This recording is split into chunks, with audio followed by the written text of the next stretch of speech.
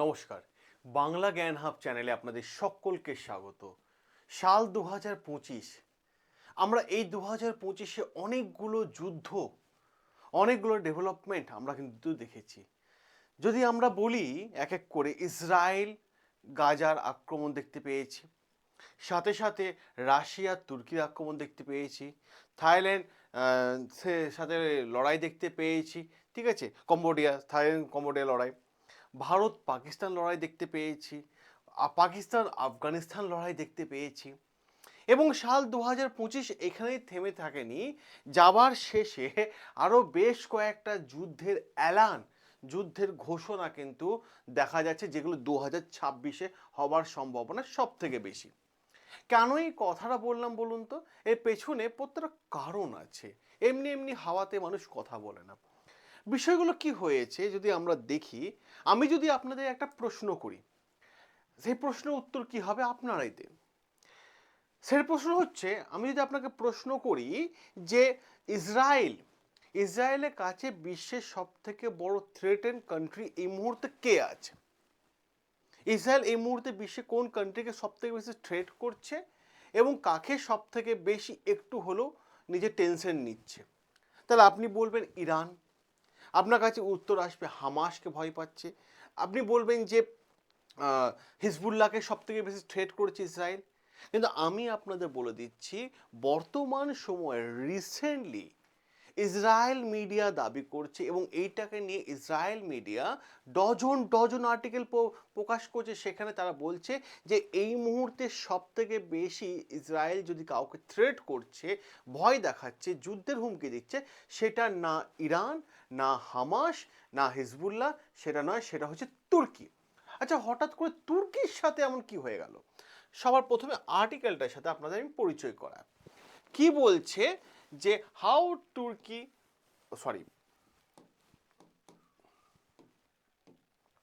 তুর্কির সাথে ইসরায়েলে যে অ্যালাই স্ট্র্যাটেজিক্যালি রিলেশন চলছিল, সেটা এখন স্ট্র্যাটেজিক্যালি থ্রেটে কিন্তু পরিণত হয়ে গেছে, সম্পূর্ণ হুমকিতে কিন্তু পরিণত হয়ে গেছে। অ্যালাই রিলেশন যে ছিল সেটা বন্ধ করে এখন হুমকিতে চলে গেছে। আর হঠাৎ করে ইসরায়েল এবং তুর্কির মধ্যে কনফ্লিক্টটা শুরু কোথায়, কোন জায়গাতে শুরু হয়েছে?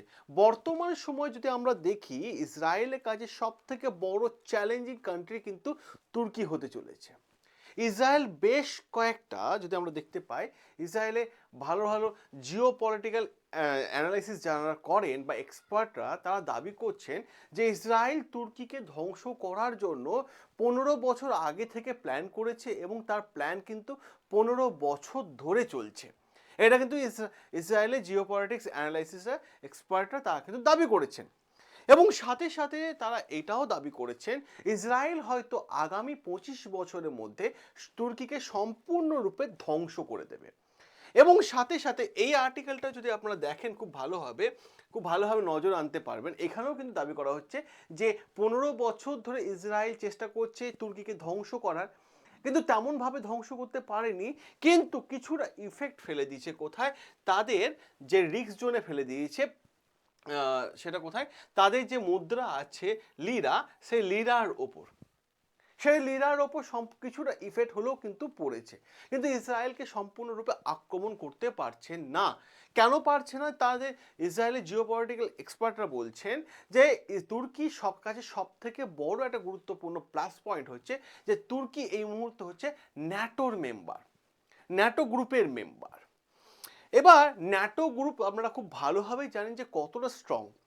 ন্যাটো গ্রুপের মধ্যে যতগুলো দেশ আছে, তাদের মধ্যে যদি কোনো একটা দেশকে বাইরের কোনো একটা দেশ আক্রমণ করে, তাহলে ন্যাটো গ্রুপ মনে করবে যে ওই দেশটা আমাদের শত্রু, সেই জন্য আক্রমণ করছে। তাই ন্যাটো গ্রুপের টোটাল 29টা কান্ট্রি কিন্তু একসাথে নেমে যাবে সেই দেশের বিরুদ্ধে যুদ্ধ করতে, যার জন্য মানে সরাসরি যুদ্ধের হুমকি দিতে পারছে না, কিন্তু ডিস্ট্রয় করার জন্য তুর্কিকে 15 বছর ধরে প্ল্যান করে যাচ্ছে কে? ইসরায়েল। এমনটা কিন্তু তাদের জিওপলিটিক্যাল অ্যানালাইসিসের এক্সপার্টরাও আলোচনা করছেন।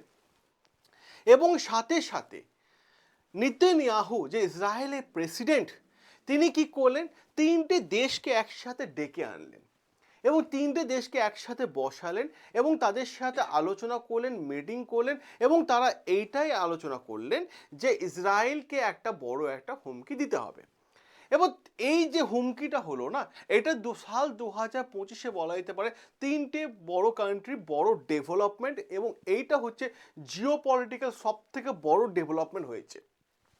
এবার আসি আমি আপনাদের, এই তিনটে কান্ট্রি কারা কারা।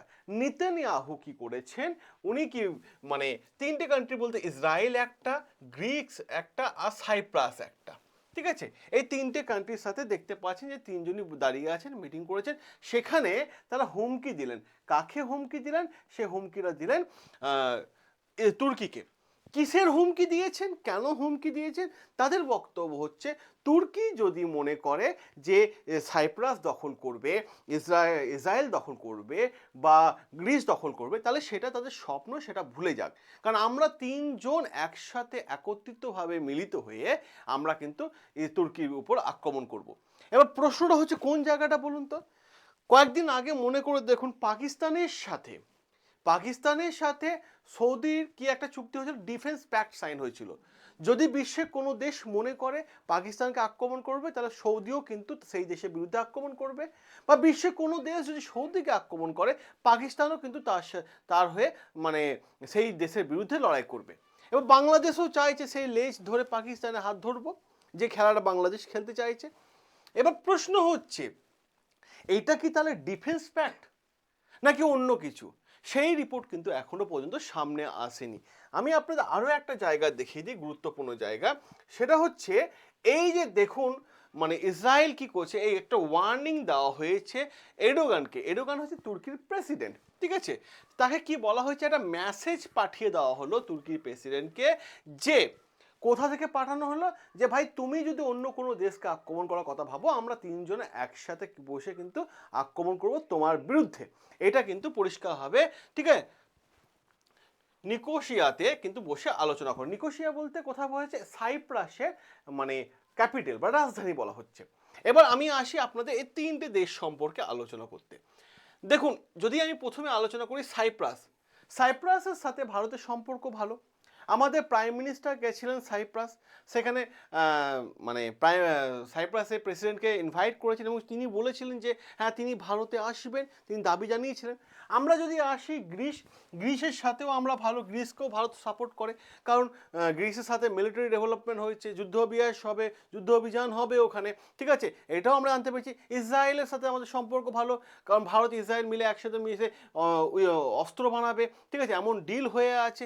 কিন্তু এমনই মুহূর্তে এই তিনটে দেশ একত্রিত হয়ে মিলিত হয়ে তুর্কিকে একটা থ্রেটেন কান্ট্রি হিসাবে পরিণত করে দিয়েছে, যার জন্য নেতানিয়াহু কি করছেন, নেতানিয়াহু বসে আলোচনা করে, ঠিক আছে, নিকোশিয়াতে বসে আলোচনা করে কি করছে, যে আমরা আলোচনা করলাম এবং আমরা তুর্কির বিরুদ্ধে সেরকম পজিশন হলে যুদ্ধ ঘোষণাও কিন্তু করতে পারি, এমনটা কিন্তু নিকোশিয়াতে বসে কিন্তু আলোচনা হয়েছে। আর এই নিকোশিয়াতে আমি বলেই দিলাম সাইপ্রাসের একটা পার্ট। এবং সাথে সাথে এখানে আরও একটা গুরুত্বপূর্ণ জায়গা আছে। আজকে যদি তুর্কিকে আক্রমণ করে, তাহলে তুর্কিরও বেশ কিছু সাপোর্টার কান্ট্রি আছে, বিশেষ করে দেখা যায় পাকিস্তান, বাংলাদেশ, এরা এখন খুব লাফাচ্ছে ভাই তুর্কি আছে এই বলে, ঠিক আছে। কিন্তু নেতানিয়াহুর বক্তব্য ক্লিয়ার, যে অটোম্যান গোষ্ঠীকে কিন্তু আমি বাড়তে দেব না। অটোম্যান গোষ্ঠী যদি দেখি আমি, সেকেন্ড ওয়ার্ল্ড ওয়ারের টাইম কিন্তু দেখা গেছিল ভেঙে গেছিল, সে অটোম্যান গোষ্ঠী কিছুটা জায়গা দখল করে বসে আছে, যার নাম হচ্ছে বর্তমানে তুর্কি। আর এই অটোম্যান সাম্রাজ্য কিন্তু ধ্বংস করবে এমনটা দাবি করছে কে, ঠিক আছে, এমনটা দাবি করছে নিকোশিয়া থেকে তুর্কি নেতানিয়াহু, এমনটা তার দাবি। এবং সাথে সাথে তিনি এটাও বলছেন যে অটোম্যান গোষ্ঠী ঘুরে দাঁড়ানোর চেষ্টা করছে, আমরা কিন্তু সে ঘুরে দাঁড়াতে দেব না, কারণ আমাদের কাছে তেমন কিন্তু মানে নিউজ আছে, এরকম দাবিও কিন্তু তারা করেছেন। এবং এটাও বলেছেন যে তুর্কি সবসময় আমাদের নজরে আছে। এবং সব থেকে বড় ব্যাপার, নেতানিয়াহু এটা দাবি করেছেন এই মিটিংয়ে, সেটা হচ্ছে যে মানে বলা হয় যে সবথেকে বেশি স্ট্রং এজেন্সি আছে মুসাদ, যেটা ইসরায়েলে, ঠিক আছে, সে মুসাদ এজেন্সি নাকি তুর্কির মধ্যে ঢুকে আছে, এমন ইত্যাদি ইত্যাদি নানান কথাবার্তা কিন্তু তারা বলছেন।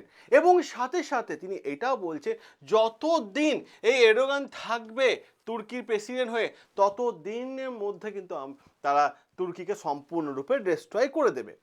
এবার এখানে আমি আপনাদের কাছে একটা জিনিস দেখাই। এই হচ্ছে আর একটা আর্টিকেল।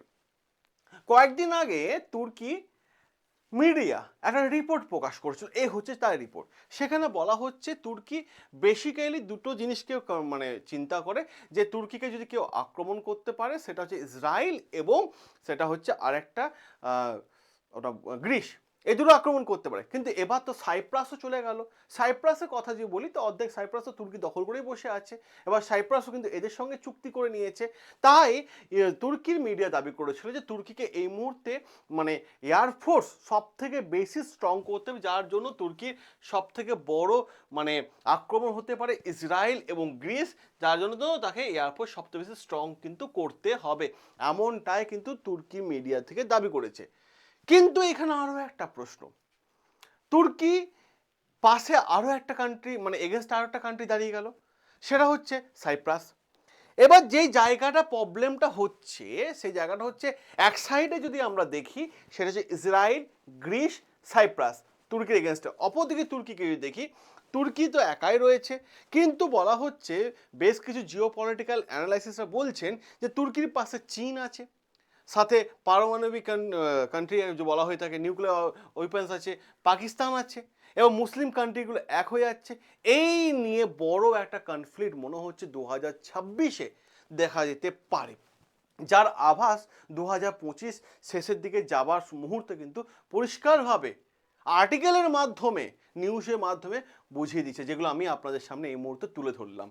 এবার আমি আপনাদের কাছে আরেকটা জিনিস দেখাই, সেটা হচ্ছে যদি আপনার মনে হয় যে মাসে 1 থেকে 2 লক্ষ টাকা ইনকাম করবেন, তাহলে এই হোয়াটসঅ্যাপ নাম্বারটা সেভ করে রাখুন। কেন বলছি?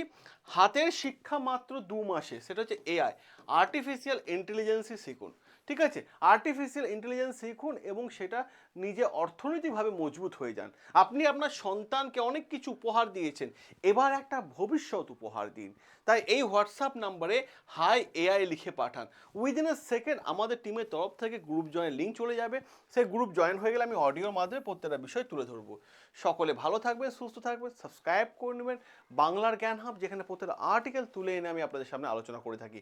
দেখা হবে আপনাদের সাথে নতুন আরও একটা আর্টিকেল নিয়ে।